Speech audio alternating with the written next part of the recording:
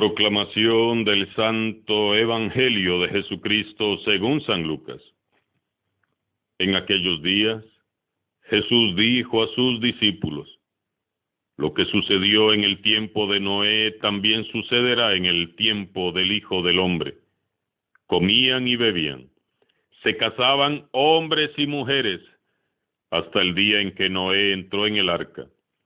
Entonces vino el diluvio y los hizo perecer a todos. Lo mismo sucedió en tiempo de Lot. Comían y bebían, compraban y vendían, sembraban y construían. Pero el día en que Lot salió de Sodoma, llovió fuego y azufre del cielo, y los hizo perecer a todos. Pues lo mismo sucederá el día en que el Hijo del Hombre se manifieste. Aquel día, el que esté en la azotea y tenga sus cosas en la casa, que no baje a recogerlas. Y el que esté en el campo, que no mire hacia atrás. Acuérdense de la mujer de Lot.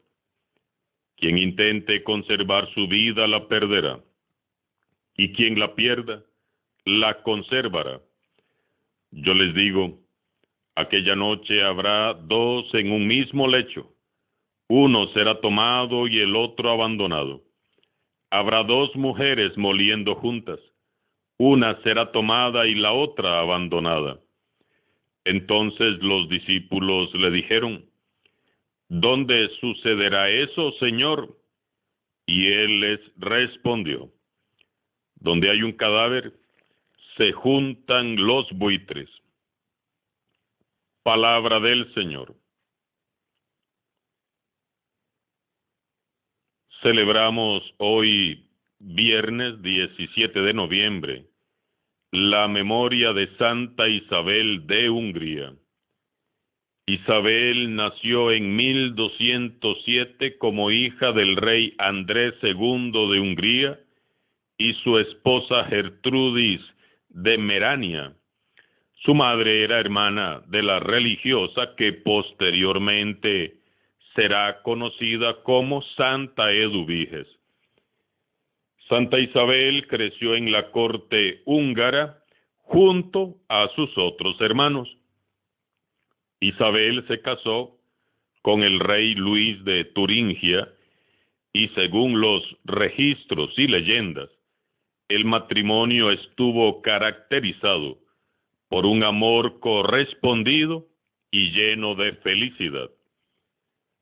A su esposo, el rey Luis, no le preocupaba demasiado el reparto de su riqueza entre los pobres que Isabel solía llevar a cabo, ya que creía que la labor caritativa de su esposa le traería una recompensa eterna.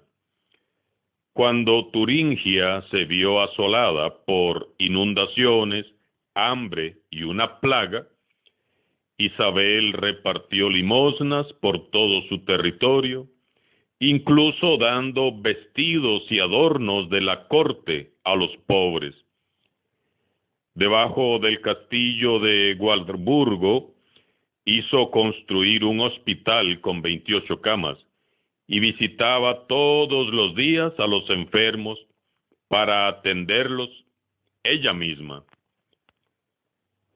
Isabel murió en 1231 debido al agotamiento físico o a una enfermedad, cuando contaba tan solo con 24 años de edad. Fue canonizada por el Papa Gregorio IX en 1235.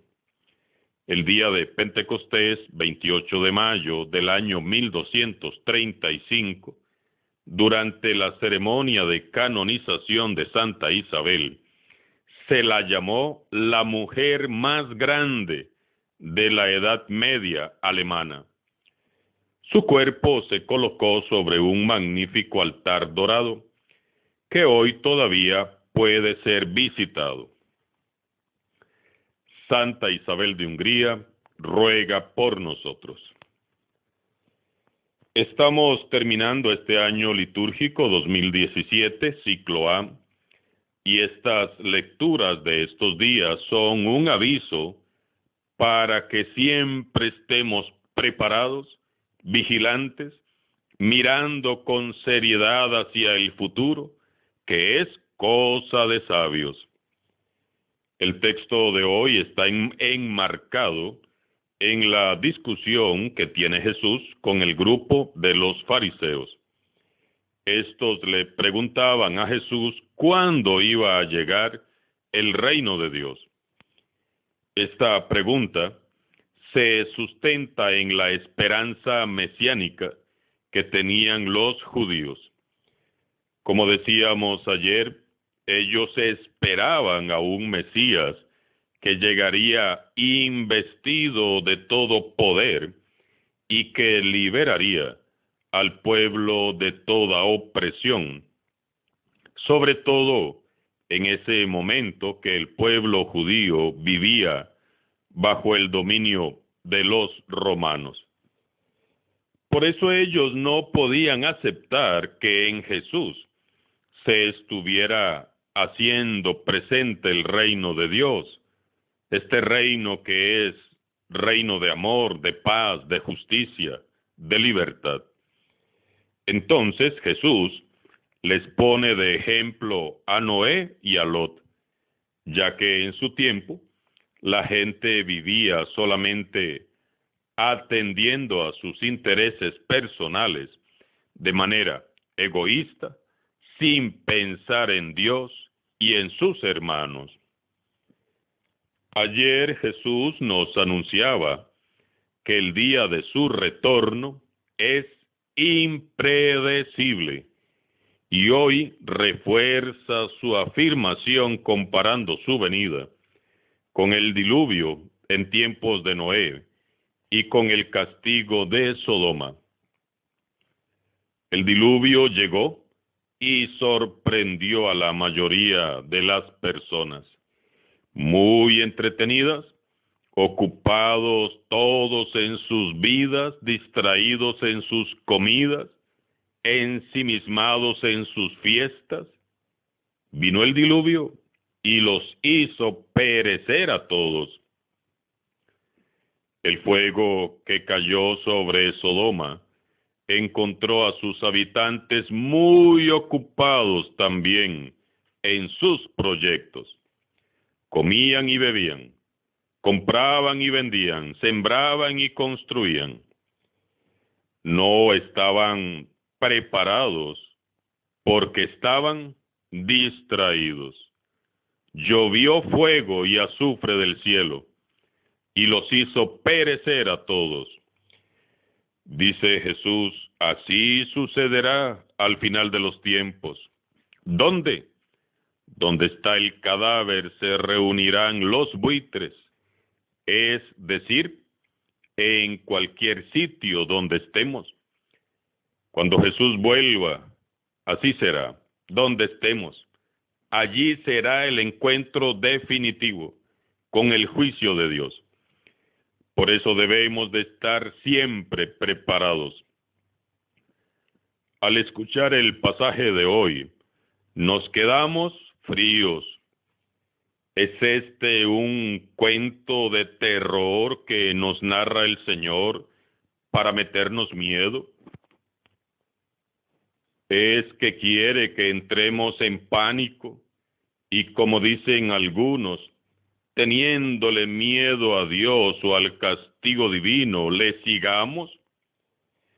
Por supuesto que no.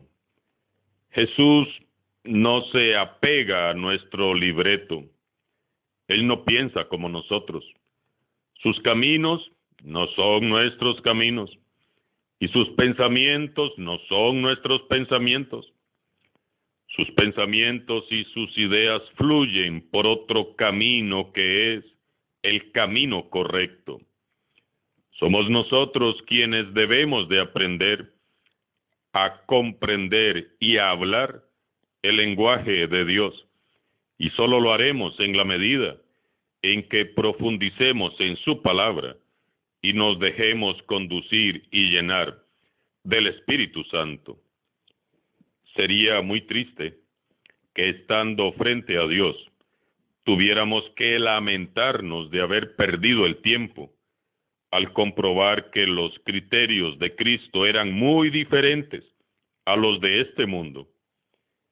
Quien intente conservar su vida, la perderá, y quien la pierda, la conservará.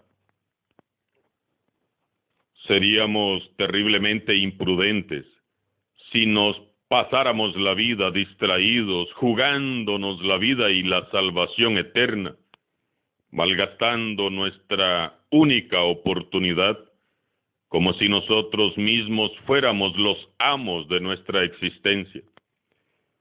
Somos criaturas y nada más. Seamos inteligentes y sabios, manteniéndonos firmes y fieles en la doctrina de Jesús, que es el camino, la verdad y la vida. El texto de hoy no es un cuento de terror, es más bien una dulce advertencia que nos hace a todos el Señor Jesús. En tiempo de Noé, en tiempo de Lot, lo mismo sucederá el día en que el Hijo del Hombre se revelará. El final bien puede ser en este tiempo, aquí en nuestro tiempo, en un fin de semana, o quizás en el invierno o en el verano, o durante el trabajo, o ahora en plenas vacaciones, mientras dormimos o cuando estemos festejando. No sabemos cuándo será.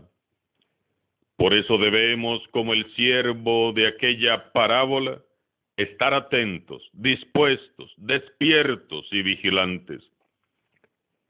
Esta vida que Dios nos ha dado es una sola oportunidad, y cada día que pasa se nos merma el tiempo y disminuyen nuestras fuerzas. Quien quiera conservar egoístamente su propia vida, cuidarla para sí, tomarla para sí, al final la perderá. Quien entregue su vida viviendo por Jesús, en Jesús, y haciendo vida su evangelio, la ganará. El que aprenda a amar y servir como Jesús nos amó y nos sirvió, encontrará el sentido verdadero de la vida. Solo el amor insondable de Jesucristo, que se perdió a sí mismo por amarnos a nosotros, hace posible que nosotros también nos atrevamos a perdernos a nosotros mismos por causa del reino de Dios. Esto es lo que el Señor quiere comunicarnos hoy. No es un cuento de terror. No quiere que nos llenemos de pánico y miedo. Jesús solo quiere recordarnos que la vida es breve y que nuestra estancia aquí es pasajera, caduca. Quiere que recordemos que estamos de paso.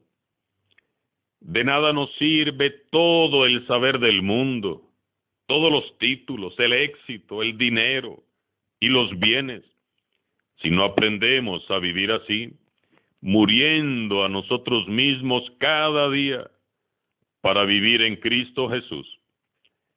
De nada nos vale todo lo que somos y todo lo que tenemos si no alcanzamos nunca a comprender que es en Dios en quien lo encontramos todo. Quien aprende a vivir en el amor del Señor y lucha cada día por no perder nunca este amor, ha encontrado el tesoro. Y todo lo demás será valioso en la medida en que ayude a conservar la fe y vivir en gracia. Muchas personas viven angustiadas preguntando cómo y cuándo será el juicio final. Y yo me respondo en mi interior, ¿qué más da saberlo? ¿Para qué queremos saberlo si ni siquiera estamos preparados? Preparémonos primero. Jesús nos está exhortando a la vigilancia, a que no descuidemos lo más importante de nuestra vida, que es alcanzar la vida eterna. Tenemos que prestar atención.